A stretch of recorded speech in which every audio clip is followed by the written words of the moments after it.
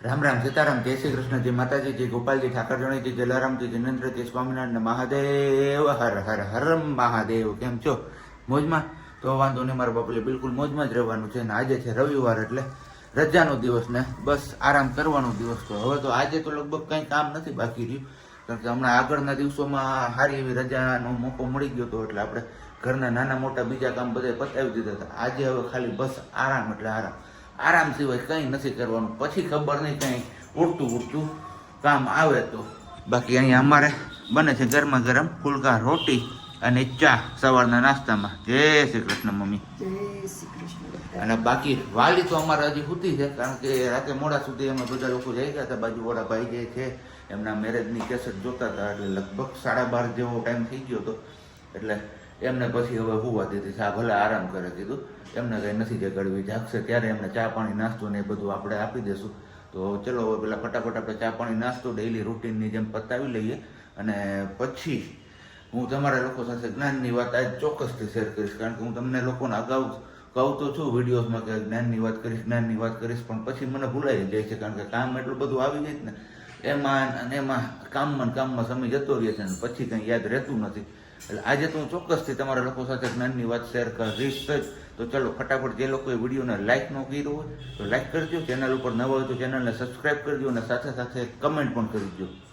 બસ તો હવે 9:30 વાગી ગયા છે, અને પ્રજ્ઞા પણ જાગી ગઈ છે. હવે નાવા ધોઈને ફ્રેશ થઈ જાય એટલી વાર છે, એટલે અમને પણ ચા પાણી નાસ્તો ને બધું કરાવી દઈએ આપણે. અને સાથે સાથે હવે મેં તમને લોકોને કીધું હતું કે જ્ઞાનની હું વાત કરીશ, તો હવે સમય આવી ગયો છે આપણે જ્ઞાનની વાત કરવાનો. તો પૈસાની જેવી કદર કરો છો ને સાહેબ, એવી વ્યક્તિની પણ કદર કરજો. કેમ કે ગુમાવેલા પૈસા આપણે ફરીથી પાછા કમાવી શકશું, પણ ગુમાવેલી વ્યક્તિ આપણે પાછી ક્યારેય નહીં મળે. એટલે આ વાત સાથે જે લોકો સહમત હોય ને એ લોકો નીચે કમેન્ટ બોક્સમાં કમેન્ટ કરીને ચોક્કસથી જણાવજો. હું તમારા રિપ્લાયની રાહ જોઈશ, કારણ કે ઘણા બધા લોકો હવે હું કહું છું એ રીતના નીચે રિપ્લાય આપતા જાય છે, ને આપણે બને ત્યાં સુધી શક્ય હોય તેટલા એમના નામ પણ આપણે નેક્સ્ટ વિડીયોમાં લઈએ છીએ. તો ચોક્કસથી હું આશા રાખું છું કે તમારામાંથી ઘણા બધા લોકો આ વાત સાથે સહમત હશે જ, અને એ લોકો નીચે કમેન્ટમાં કમેન્ટ કરશે જ. તો ચલો હવે કંઈ વાંધો નહીં, 9:30 જેવો ટાઈમ પણ થઈ ગયો છે. આપણે 10 વાગ્યાનું ચા છે એ 9:30 વાગે પી લે, અને પછી થોડું ઘણું જે કામ છે આપણે અંગત પર્સનલ કામ છે એ પતાવવા માટે જરાક ગામમાં જવાનું છે. ગામ પતાવી આવી અને પછી પાછા આપણે આવીને મળીએ અને જોઈએ છીએ કે હવે બપોરની રસોઈમાં શું બને છે. ચલો તો વાગ્યા છે 10, અને બસ હવે નાહી ધોઈને ફ્રેશ થઈને આવી ગઈ છે. ચા પાણી નાસ્તો પણ બધું થઈ ગયું છે કમ્પ્લીટ. તો ગુડ મોર્નિંગ, જય શ્રી કૃષ્ણ. ગુડ મોર્નિંગ ને જય શ્રી કૃષ્ણ. સારું છે ને? બસ એકદમ સારું. તો વાંધો નહીં. અને હવે આપણે જવાનું છે થોડુંક કરિયાણું લેવા માટે, કારણ કે રામલલ્લાનો જન્મોત્સવ આવી રહ્યો છે આવતા બુધવારે. આજે જ્યારે રવિવાર છે ત્યારે 2 દિવસ પછી રામનવમી એટલે કે રામ જન્મ જયંતિ આવી રહી છે. તો પંજરી આપણે જે સરકડિયા મંદિર છે હનુમાનજી મહારાજનું ત્યાં, અને ગોલાધર મંદિર છે ત્યાં, એમના માટે આપણે પંજરી બનાવીને આપી છે. તો એમનો સામાન લેવા જવાનું છે, અને સાથે સાથે આ વિડીયોમાં તમને પંજરી કેવી રીતે બનાવવી એ પણ રેસીપી જોવા મળી જશે. જે લોકો ઘરે પંજરી બનાવતા હશે એમને તો ખ્યાલ જ હશે, પણ જે લોકો નથી બનાવતા એમને શીખવા પણ મળી જશે. તો ચલો હવે પેલા ફટાફટ આપણે છે ને પંજરીનો જે કાચો સામાન જરૂર પડે ને બજારમાંથી જઈને લઈ આવીએ. ત્યાં સુધી આ કંઈક વાતું કરે તો ખરું. મારે કઈ વાત જીતું નથી કરી, મારે એડિટિંગ બાકી છે. ઓકે, હું જઈ ગઈ છું લેટ. વાગ્યા છે અત્યારે 11:30 ને આપણે ગયા હતા ચપ્પલ લેવા માટે. તો ચપ્પલ પણ આપણે લઈ આવ્યા છીએ, અને હારોહાર હવે બસ અહીંયા જો આપણે આજે કલેક્શન ભેગું કર્યું હતું ને એવું અલગ કર્યું છે, ને હવે આમને ગણવાનું છે અને પાછા દુકાનવાળા ભાઈને આપવાનું છે. કારણ કે આપણી પાસે જે ₹1, ₹2, ₹5 જે કંઈ પણ ચિલ્લર થયું હોય ખીચામાં ભેગું એ આપણે ઘરે મૂકી દેતા, અને બસ આવી રીતના ભેગું કરતા. બસ ભેગું થઈ જાય એકારે આમટું, એટલે પછી કોઈક દુકાનવાળાને જરૂરિયાત હોય તો આપણે એમને આપી દેતા. કમિશન નહીં લેવાનું, વગર કમિશન આપી દેવાનું એમને. નહીતર વચ્ચે તો કંઈક પેલા ₹100નું ચિલ્લર આપો એટલે કંઈક ₹90 આપતા ને ₹105 આપતા ને એવું કંઈક હતું. પણ આપણે એવું નથી કરતા, આપણે 100 એની સામે 100 જ લઈએ છીએ, બીજું કંઈ નથી કરતા. એટલે આ ભેગું થયું હોય એટલે આપણે ઘરે સાચવવું નહીં, અને દુકાનવાળાને ઉપયોગમાં આવી જાય. અને અહીંયા અમારે હવે આમને છે ને થોડુંક એવું લૂઝ દેખાય છે જો શરીર, પણ કાંઈ વાંધો નહીં, થઈ જશે હમણાં રેડી થોડીક જ વારમાં. 12:30નો સમય થઈ ગયો છે, એટલે આમ તો જો કે 12:30માં હજી 10 મિનિટની વાર છે, પણ બપોરા ટાણું થઈ ગયું છે આજે આપણું. તો બપોરા ટાણામાં છે મસ્ત મજાનું દાળ ભાત શાક રોટલી અને તળેલા પાપડ. બસ જોરદાર જલસો પડી જવાનો છે બાપડિયા. આવી ગયું છે અહીંયા બધું આપણું. અને આમાં છે આપણે જે દાબેલી વધી હતી એ આમ તો રીતે ના ખાવી જોઈએ, પણ હવે કહે ને કે ન માને એટલે પ્રજ્ઞા તો નહીં ખાય પણ મમ્મી ખાય હવે, બીજું કંઈ નહીં. પણ વાસી ખોરાક બને ત્યાં સુધી અવોઇડ કરવો જોઈએ, એમાં ખાસ કરીને આ ઉનાળાની સિઝનમાં. પણ કંઈ વાંધો નહીં, નથી વાંધો આવતો એટલે પ્રોબ્લેમ નથી થતો કંઈ. બાકી તો જો હા હમણાં મસ્ત મજાના આપણે પાપડ લઈ આવ્યા હતા, અહીંયા તૈયાર મળે છે, મસ્ત બન્યા છે એકદમ આછા. હવે ખાવામાં ટેસ્ટ વાઇઝ કેવા છે એ કહીશું તમને. બાકી તો બસ અહીંયા ઠંડી ઠંડી છાશ છે આપણી ને બટેટાનું શાક છે ને આની અંદર છે આપણી દાળ. તો હવે બપોરા પાણી કરી લઈએ ને પછી મળીએ આપણે પાછા આગળ વિડીયોમાં. કન્ટિન્યુ રહેજો, વિડીયો છોડીને ક્યાંય ન જતા. અને ફરી એકવાર કહું છું કે વિડીયોને લાઇક ન કરી તો લાઇક કરી દો, અને ચેનલ ઉપર નવા હોય તો ચેનલને સબસ્ક્રાઈબ પણ કરી દો, અને સાથે સાથે કમેન્ટ કરવાનું પણ ના ભૂલતા. આમ કહે ને તો આ રજામાં મારા ને હરખાઈ નિંદર જ નથી. આજે હોવાનો મોકો હું ગોતતો હતો પણ બપોર વચ્ચે ઓય બાપા આવડું કાલ પડ્યો હું ને શરીર એવું ધરબાઈ ગયું ને દુખે કે નહીં વાત જવા જો ને. આજે હોવાનો તો મેળ આવ્યો જ નહીં, કારણ કે આ અમારે છે ને કંઈક ને કંઈક નવું કામ ગોતીને હો યસ પાછી જો મનમાં દાંત કાઢશે હાવ. અને આ અમારા બેકગ્રાઉન્ડમાં કદાચ તમને જિજ્ઞાસ દાદાની કથાનો અવાજ આવતો હોય છે તો એ અમારી મમ્મી હોય. એને હું બપોર વસર હોવું ન હોય, જેને હું એને હોવા ન મળે, ન હોવું એને ઘરાર ઉડાવે. આવું છે અત્યારે બોલો. અમારે રજા એમને ગઈ મારી દાંત તું કાઢમાં યાર, દાંત જાય છે એને હાવ. હવે બસ ચા પાણી પી નાખીએ ને પછી કીધું એમ સવારે કે બનાવવાની છે આપણે લાપસી. હું ભાઈ ઓલું શું કહેવાય હે તને કહું હે હંચર નહીં એલી લે હું આ કાંઈ યાદ ન આવે. ઓલું કાણાનું તપતીર નહીં એલા હું તને કહું કે ને હે હંચર તપકીર લાપસી.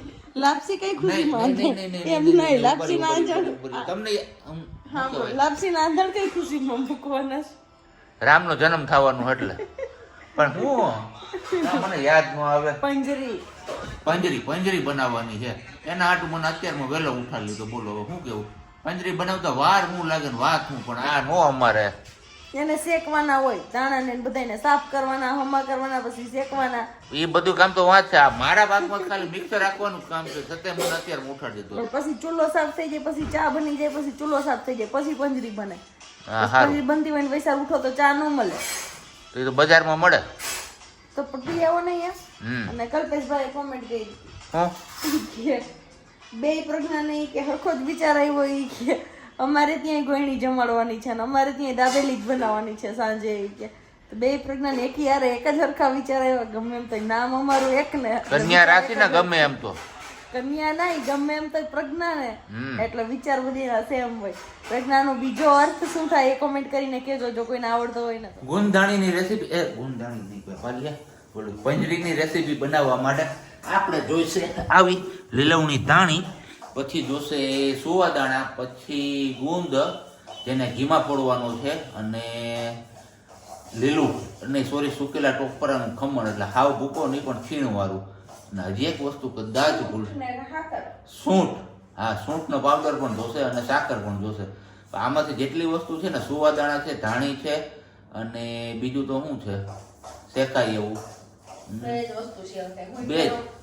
ઓકે આ બે વસ્તુના આલા લીલી શેકી લેવાની. આલા લીલી જ ન હોય પણ હળવું એવું હે આરા મોડી જો આવી રીતના આમ શેકી લેવાનું છે. અને પછી અમને છે ને ઠંડુ પાડવાનું છે. ઠંડુ પડી જાય ને પછી મિક્સરમાં એમને ક્રશ કરવાનું છે. અને આ જ્યાં સુધી આપણે પી લઈએ, સાકરનો ભૂકો કરીએ, સૂંઠનો તો તૈયાર પાવડર લીધું છે એટલે એમનો કોઈ ભૂકો કરવાની જરૂર છે નહીં. ધાણીને આપણે મિક્સરમાં પીલી નાખીએ ત્યાં સુધીમાં જે આપણે ઘી છે ને એની અંદર ગુંદ લીધેલો છે એ ફોડવાનું છે. અને આની અંદર આ ખાસ કરીને પ્રસાદીની પંજરી છે એટલે ગાયનું ઘી બને ત્યાં સુધી લેવું જોઈએ, હું એવું માનું છું. તો ચલો હવે પેલા ફટાફટ આપણે છે ને સાકરનો ભૂકો કરી નાખીએ ત્યાં સુધીમાં ધાણી ઠરી જશે, કારણ કે હમણાં જ શેકી છે એટલે ગરમ છે. ગરમ હોય એટલે જોઈએ એવો મિક્સરમાં પાવડર ન થાય એટલે એમને હવા ખાવા દઈએ ત્યાં સુધીમાં આપણે સાકરનો ભૂકો કરી નાખીએ. જો આવી ગયું છે અમારે અહીંયા બધું હવે સુવાદાણા પણ. ચલો અહીંયા કામપુર જોશમાંથી ઉપડી ગયું છે રામજી મહારાજની પ્રસાદી બનાવવાનું, જન્મના સ્વાગત માટેની.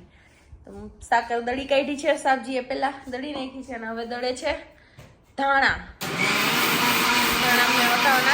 ચાળી પાછા નાના પોવાલું જો નાનામાં દળવા જોશે એ ફજેતી કરવી જોઈએ ને એ બે મમ્મીને ધવલ કરતા હોય ને એટલે આખું મિક્સરનું બોક્સ આવે આપણે હોય તો આપણે જોઈએ ને એટલો જ સામાન બહાર કાઢીએ પણ એ બધું લઈને બેસી છે બધું હાલે જો સ્મેલ આવી મસ્ત હો ભાઈ જય હો રામજી મહારાજ જય શ્રી રામ બોલો તો ખરી ભગવાનનું નામ બોલતું જવાય